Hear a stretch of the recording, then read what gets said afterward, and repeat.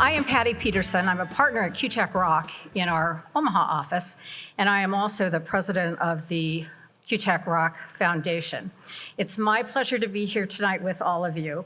The Kutak-Dodds prizes were presented in memory of Robert J. Kutak and Ken Dodds, both of whom were partners of mine and who passed away way before their time. They were both amazing individuals and zealous advocates for public service and legal education. The NLADA and Robert J. Kutak Foundation have annually bestowed this Kutak-Dodds prizes to honor the accomplishments of one civil legal attorney, legal aid attorney, and one public defender who, through the practice of law, are reinforcing the principles and reality for justice for all. Tonight, on behalf of the NLADA and the Robert J. Kutak Foundation, it is my genuine pleasure to present the 2025 Kutak-Dodds prizes to Natalie P. Epps, now acting Chief Parole Division at the Public Defender Service for the District of Columbia, and Michael G. Figgins, Executive Director of Legal Aid Services of Oklahoma.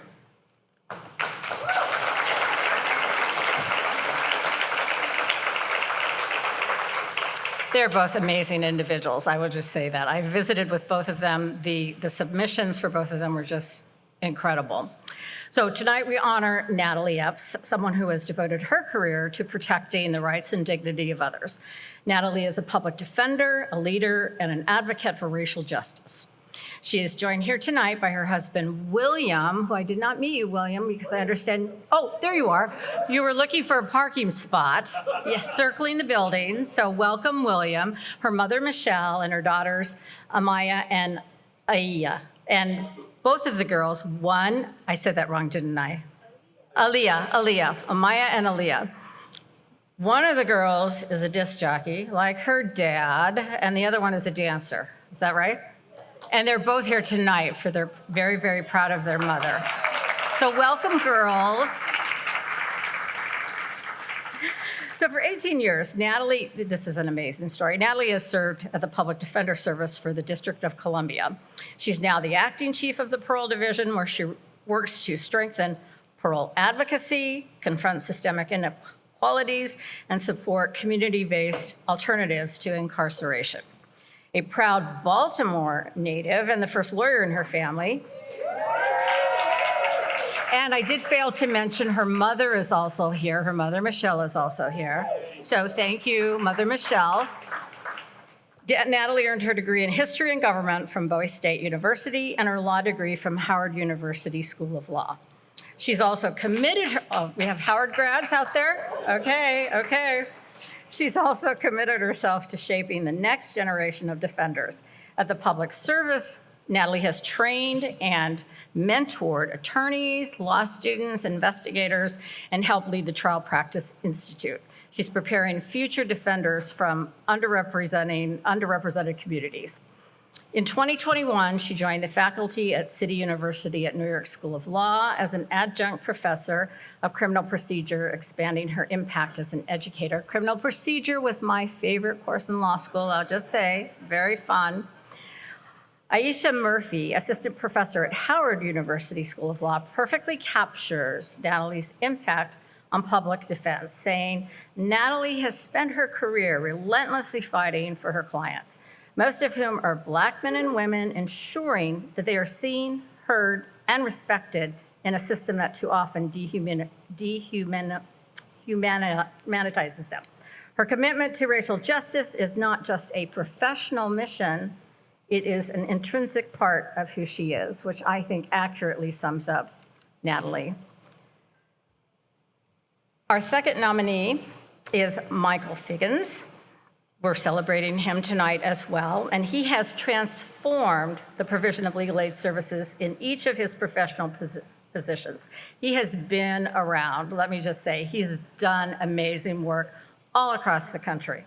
Michael Figgins became the Executive Director of Legal Aid Services of Oklahoma in 2012, and in just 13 years, which is a very short time. Under his leadership, the office has grown from a staff of 80 attorneys and a $6 million budget to nearly 300 attorneys and a budget of more than $40 million, which is amazing. As a result, 1,000 more individuals in Oklahoma now have access to justice. Michael is here tonight with his wife, Krista.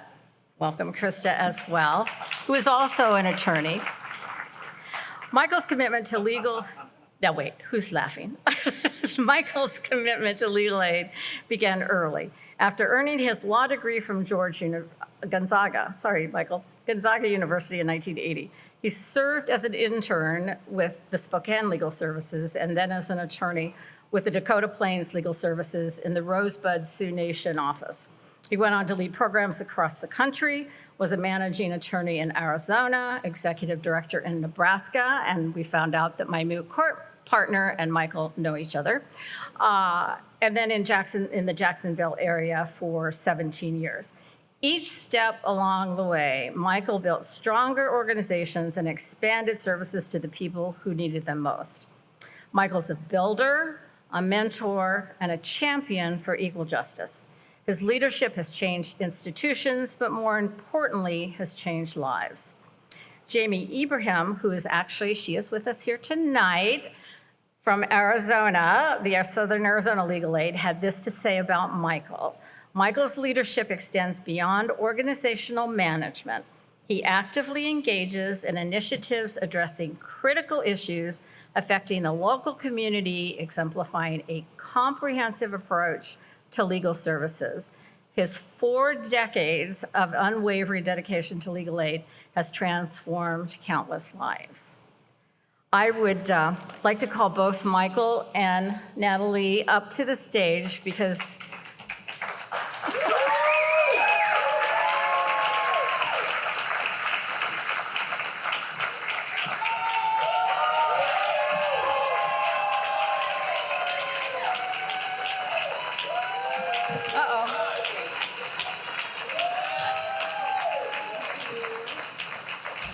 that's Natalie's.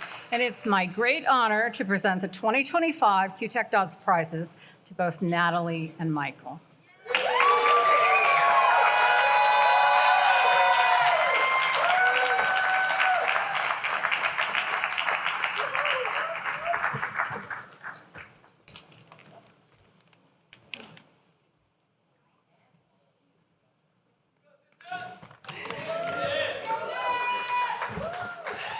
Good evening, everyone. I am deeply humbled to receive this award. Public defenders are often the unsung heroes of the criminal legal system. So to be recognized for this work that we do on behalf of our clients, our community, and the Constitution is truly meaningful and very much appreciated. I want to thank NLADA and the Robert Kutak Foundation for this incredible honor. And I especially want to thank Aisha Murphy, who nominated me. I'd also like to congratulate all of the award recipients this evening. I'd like to acknowledge my family for their continued love and support. Thank you to my mother, Michelle Lawson, my husband, William, my daughters, Amaya and Aaliyah, for joining me here tonight. Your presence means the world to me.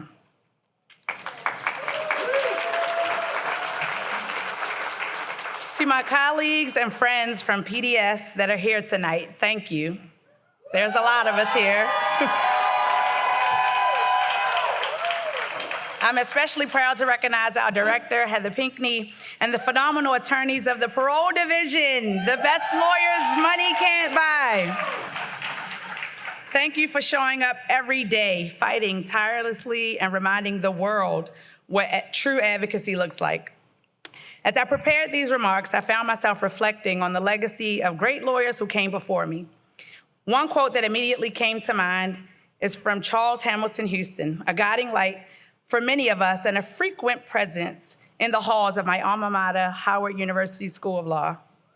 He said, "A lawyer is either a social engineer or a parasite on society." Mr. Houston described the social engineer as a highly skilled, perceptive, and sensitive lawyer who understood the Constitution and knew how to explore its uses to solve the problems of local communities and improve the conditions of the underprivileged. He taught that one of our highest callings as lawyers is to be the mouthpiece of the weak and a sentinel guarding against wrong. This responsibility has always felt personal to me. I also carry with me the words of my mentor and clinical instructor at Howard Law, the late Tamara Meekins, who played a critical role in shaping my path to becoming a public defender. As a law student, she would often remind me,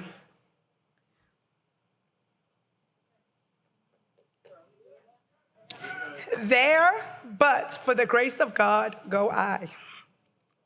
Those words were never just an expression, they were a charge, a reminder that any of us, but for different circumstances, might easily find ourselves suffering the same misfortune as the people that we are tasked to represent.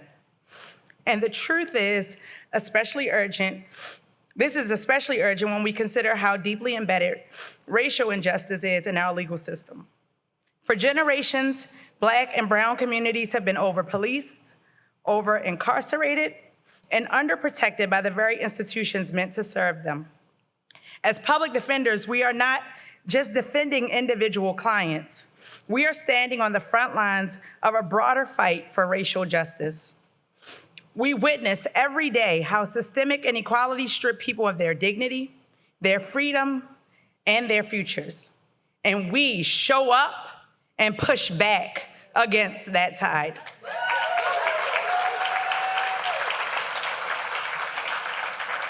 When I look at my clients, I don't see strangers.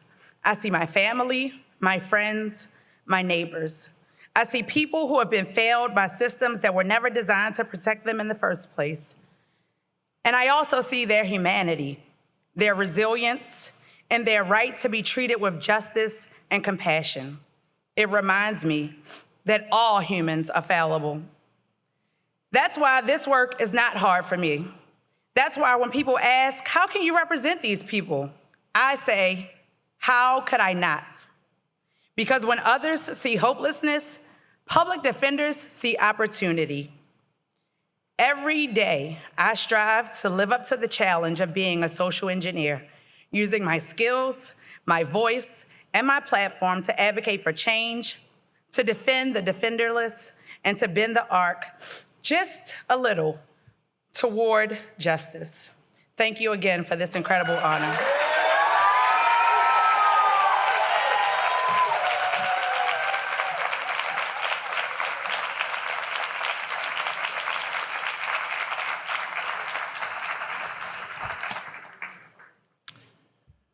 Well, I can say that Oklahoma doesn't travel quite as well as Natalie's staff, but I will represent them and everyone as best I can.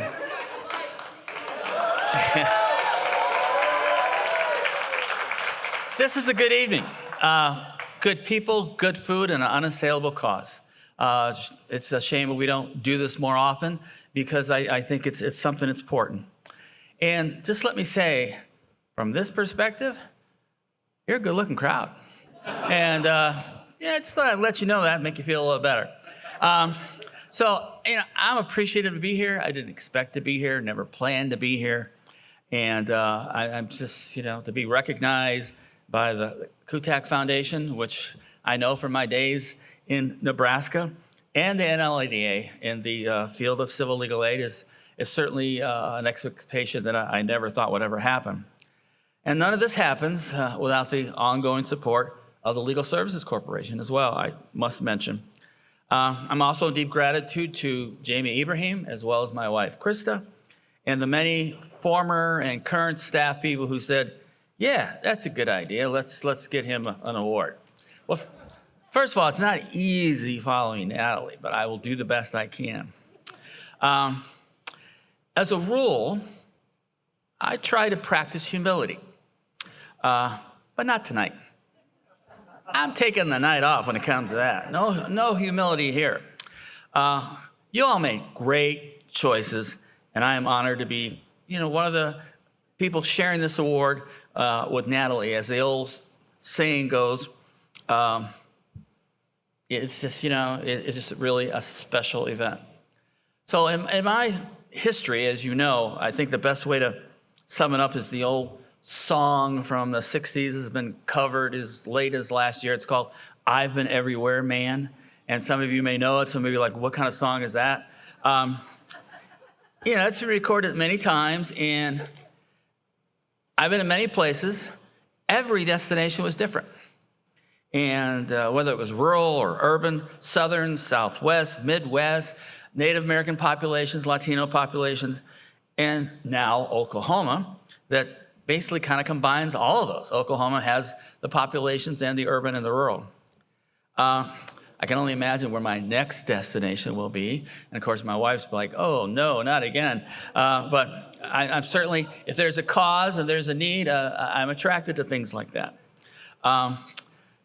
As a young man, and I'm talking high school, legal aid was my only career choice. It's the only thing I ever wanted to do. It's the only thing I've ever done.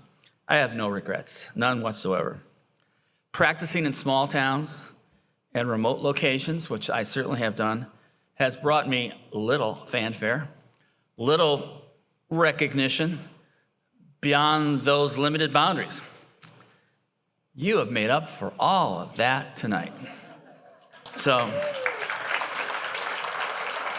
I have never sought attention, but I have to admit, I like it. So I want to thank you all for this honor. Thank you all for this evening. It's been a memorable event that I will never forget. Thank you.